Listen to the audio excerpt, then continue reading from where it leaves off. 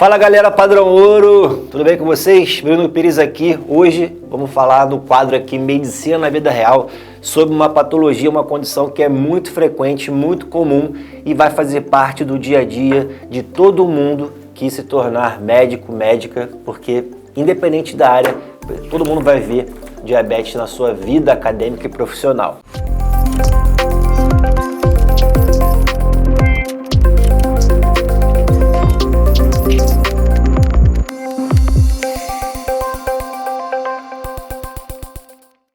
Então, olha só, primeira coisa é o seguinte, o que é diabetes, né? Existem alguns tipos de diabetes, tem o diabetes insípidos, tem o diabetes mellitus.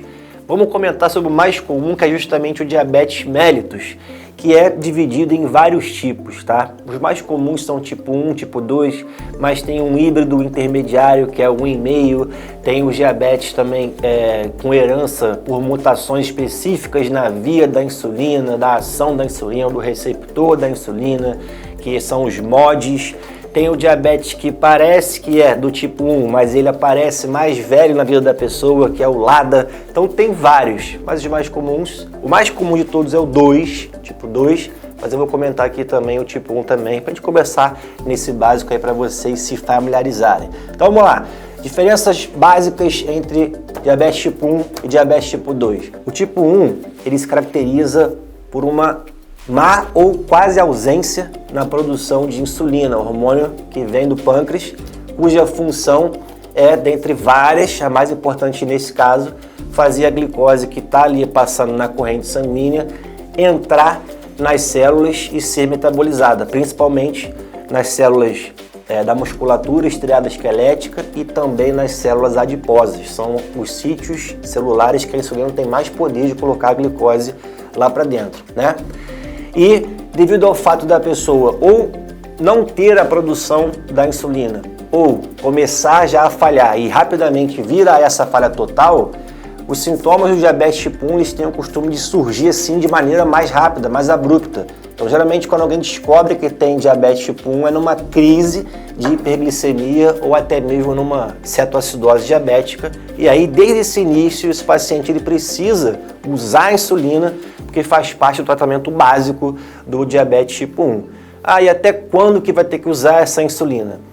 Infelizmente, como não tem a produção, vai ter que usar ad eterno, vai ter que usar para sempre. Já no caso do diabetes tipo 2, a gente tem um processo mais gradual, tá? Em que, devido aos hábitos de vida da pessoa, tudo bem que existem muitas influências também genéticas nesse caso, nos dois tipos, tá?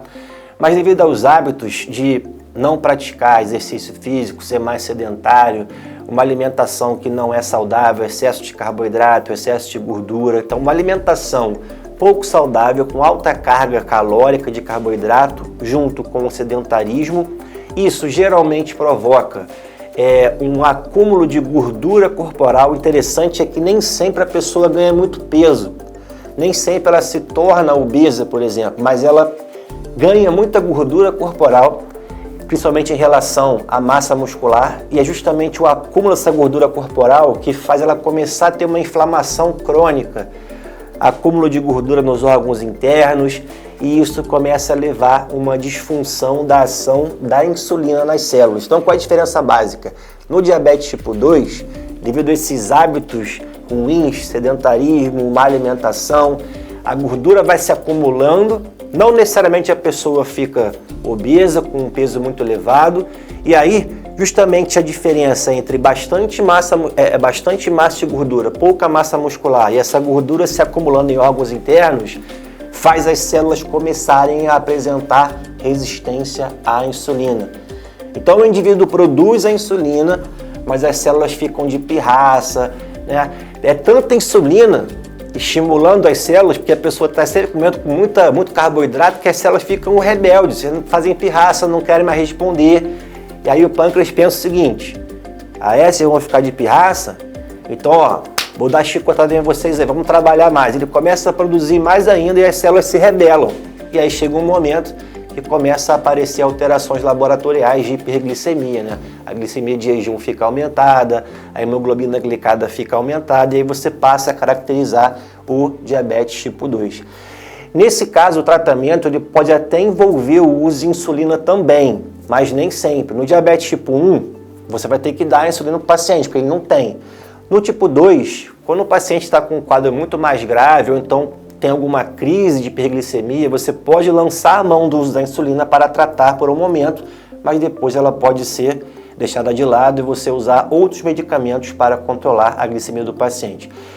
Uma coisa muito importante é o seguinte: no diabetes tipo 2, o principal tratamento, até mesmo prevenção, são mudanças de hábitos. A pessoa tem que fazer exercício físico, ela tem que começar a ter uma alimentação adequada, satisfatória, reeducação alimentar, porque é isso que vai garantir o controle glicêmico dela. Bom, e quais são os sintomas? Os sintomas do diabetes tipo 1 e do tipo 2, eles podem ser os mesmos. Isso depende da intensidade com que a alteração, a patologia acontece.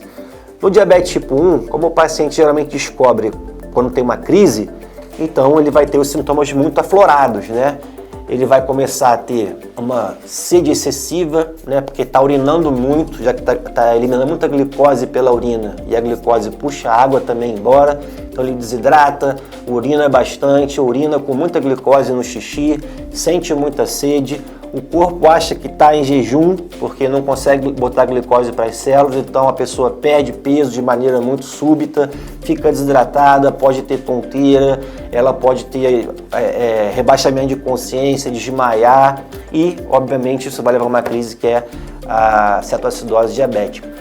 O tipo 2, o mais curioso é que quando a pessoa tem um diagnóstico, você não consegue determinar quando começou o diabetes tipo 2.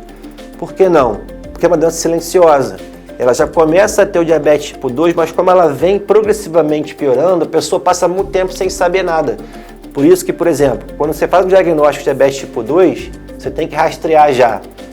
Fundo de olho para ver como é que está a retina, tem que caminhar para um cardiologista para fazer um eco, ver como é que está a função cardíaca, tem que fazer proteína urinária para ver como é que está a função renal. Por que isso? Porque eu não sei dizer quanto tempo aquela pessoa está com aquela doença, já que ela é silenciosa. Mas um diabetes tipo 2 mais aflorado, mais grave, descontrolado, os sintomas serão muito semelhantes com o do tipo 1, mas com uma intensidade mais fraca, desde que a pessoa mantenha algum certo controle. E quais são as complicações do tipo 1 e do tipo 2? Basicamente, alguns órgãos são envolvidos aí nesse processo. Os principais, retina, porque existe a retinopatia diabética, inclusive é a primeira estrutura corporal que sofre impactos negativos no paciente que tem diabetes tipo 1 ou tipo 2. Coração, você tem doença aterosclerótica, cardiopatia isquêmica, isso pode evoluir para desfechos negativos como infarto do miocárdio, por aí vai. Artérias, de modo geral, então doença arterial periférica, má circulação das pernas, aterosclerose cerebral, o paciente também pode vir a ter acidente vascular encefálico e doença renal, doença renal crônica. O rim passa a perder a capacidade de filtração glomerular e cada vez mais ele funciona de maneira pior. Então, nos dois casos, é importante controlar a doença pelos sintomas que a doença traz, mas também pelas complicações que elas podem trazer em órgãos vitais para a pessoa. E, obviamente, o mais importante também é a prevenção, que no diabetes tipo 2 ela é muito ligada aos hábitos individuais da pessoa, e no tipo 1 aí geralmente a pessoa tem uma predisposição genética e o gatilho para a doença começar a acontecer, geralmente alguma virose que a pessoa pega, dá uma ziquezeira na imunidade e ela passa a atacar as células beta e aí virou diabética tipo 1, beleza? Espero ter esclarecido para vocês tudo de diabetes, agora vocês estão craques, já se prepara aí porque daqui a pouco vocês estão atendendo pacientes assim. Então é isso aí, galera, olha só, se gostou do conteúdo, vai ter muito mais coisa bacana aqui para vocês. Medicina da vida real é fundamental para vocês conhecerem a carreira, já se prepararem para o que vocês vão encontrar por aí. Então, ó, curte o vídeo, dá um like, se inscreve, ativa as notificações para você receber todos os vídeos. E ó, let's bora, vem com a gente para cima da MED. Tamo junto, um abraço, até a próxima.